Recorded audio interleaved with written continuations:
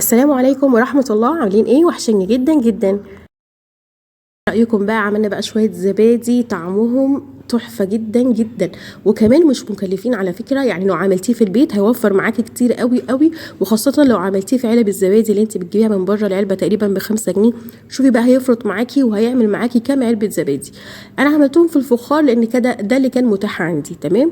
المكونات بتاعتي سهلة جدا وكمان طريقته سهلة، بس اهم حاجة ما تنسونيش في اللايك وفي الشير وفي الاشتراك في القناة. حطوا بقى لايك جميل كده قبل ما نبتدي. اول حاجه الفخار لازم يكون ما فيهوش ميه خالص، يعني نشفيه تماما ما يبقاش فيه ميه خالص. ممكن يتعمل في كوبايه عاديه خالص زي المج اللي انتوا شايفينه ده، ممكن يتعمل عادي، مش هيقول لا خالص. الطريقه اللي هقولها لكم كمان سهله قوي قوي، وهتخلي الزبادي بتاعك يجمد حتى من قبل ما يدخل التلاجة. تمام. عندي كده ده كيلو من اللبن، هغليه وبعد ما يغلى ويبقى حلوه يغلى دي بالمره بقى، بما ان كل حاجه غليت يعني. اول ما نحطه على النار ويغلى ويغلي، هسيبه يبرد ويبقى عامل زي دمعة العين كده. وهجيب علبة زبادي، علبة واحدة بس كفاية، يعني ان انت تعمليها زي خميرة كده، هتحطيها عليه. وعندك حل من اتنين، يا اما تضربيها في الخلاط يا اما تضربيها بالمضرب يدوي او كهربائي عادي، بس يعني تريحي دماغك زي ما انا كده ريحت دماغي وضربته في الخلاط. تمام. تضربيها في الخلاط شوية مثلا، يعني قولي 3 دقايق. وبعد كده حطيه بقى في الفخار بعد ما تكوني متأكدة تماما انه ما فيهوش مية، عشان لو في مية الزبادي بتاعك مش هيتماسك كويس. لو كنتم لسه موجودين معايا لحد دلوقتي ما تنسوش تحطوا لايك وتكتبوا لي تعليق حلو كده زيكم، يشجعني كمان ان انا يعني ان انا اكمل.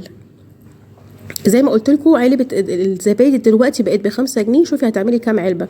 الطاجن ده بياخد كتير جدا، يعني انت حتى لو عايزة تعمليه في طاجن، لان هو الصراحة بيدي طعم حلو قوي الطاجن للزبادي. هاتي الطاجن اللي اقل منه حجما، يعني في طاجن بيبقى صغنطوط شوية عن ده، فمش هيشيل معاكي كتير وهيفرط معاكي عدد. او زي ما قلت لكم علب الزبادي، لو عملتي علب زبادي انا متأكدة ان الطاجن ده ممكن يشيل 3 علب زبادي مثلا، لان انا ما كنتش بقدر اخلصه لوحدي. تمام. عندي بقى كده اي صينيه تكون بتخش الفرن او حتى ما بتخشش، يعني عادي برضو، لان انا الصينيه بتاعتي هي ايديها بلاستيك وكده كده مش هشغل الفرن كتير فمش هيحصل لها حاجه. الميه بقى لازم تكون تحتها مغليه، خاصه ان احنا دلوقتي الجو ساقعه، فالميه لازم تكون سخنه جدا بتغلي زي ما انتم شايفين كده. حطي نصها ميه ورجعي رص الحاجه بتاعتك فيها، الزبادي بتاعك فيها، ورجعي زوديها شويه ميه. تمام. ما تولعيش الفرن دلوقتي خالص، الفرن لسه مش هنولعه دلوقتي. هتحطي بس كده الزبادي بتاعك، بس حاولي وانتي بتحطيه كده تتاكدي ان مفيش ميه طايلاه، او ان انتي ما حطيتيش ميه عليه وانتي بتعملي كده. يعني وانتي بتزودي الميه تتاكدي ان الميه ما جاتش فيه جوه، عشان خاطر يتماسك معاكي. الخطوه دي مهمه جدا على فكره، وهي دي اللي هتخلينا الزبادي بتاعنا ناجح 100%. مش هتبقي قلقانه وكل شويه تقولي طب هفتح عليه، طب هشوف، طب لا، انا متاكده بالطريقه بتاعتي اللي انا قلتلك عليها دي ان الزبادي هيطلع ناجح 1,000,000%. بصوا بقى الزبادي جميل ازاي. هتحطيه في الفرن بتاع البوتاجاز بتاعك وتسيبيه لحد الميه بتاعته ما تبرد تماما تماما. بعد كده تشغلي عليه الفرن لمده 10 دقايق ربع ساعه لحد ما الميه تبتدي تسخن تاني. هتطفيه وتسيبيه للصبح كده. خرج وانا كنت لسه لا حطيته في التلاجة ولا اي حاجه، وهتشوفيه متماسك قد ايه. كمان تخيلي لما يخش التلاجة يبقى متماسك معاكي قد ايه.